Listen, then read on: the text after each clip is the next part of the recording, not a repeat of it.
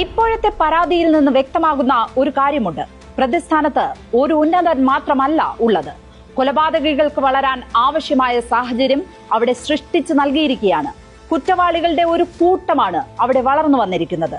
ഒരു ഗുണ്ടയുടെ കീഴിൽ അനേകം ഗുണ്ടകൾ എന്നതുപോലെ അനേകം കൊലയാളികൾ ധർമ്മസ്ഥലയിൽ ഉണ്ടാകാം.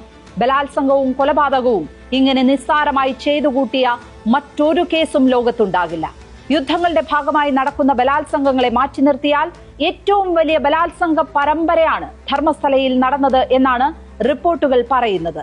സ്വന്തം ജീവൻ അപകടത്തിലാകുമോ എന്ന ഭയത്താൽ സീൽ ചെയ്ത കവറിൽ പ്രതികളുടെ പേരെഴുതി സുപ്രീം കോടതി അഭിഭാഷകനെ ഏൽപ്പിച്ചിരിക്കുകയാണ് ജീവനക്കാരൻ.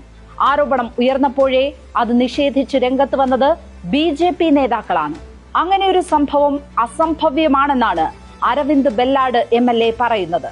ഏതായാലും ദക്ഷിണ കന്നഡ പോലീസ് ഭാരതീയ ന്യായ സംഹിതയിൽ 211A വകുപ്പ് ചേർത്ത് കേസെടുത്തു. ബെൽത്തങ്ങാടി ഫസ്റ്റ് ക്ലാസ് ജുഡീഷ്യൽ മജിസ്ട്രേറ്റിന് ജീവനക്കാരൻ രഹസ്യമൊഴിയും നൽകി. 2003 കാണാതായ അനന്യ ഭട്ടിന്റെ മാതാവ് സുജാത ജൂലൈ 15 പുതിയ പരാതി നൽകി. അന്നേ സംശയം പറഞ്ഞിരുന്ന കുടുംബം ഇപ്പോൾ വീണ്ടും അന്വേഷണത്തിന് ആവശ്യം ഉന്നയിക്കുകയാണ്.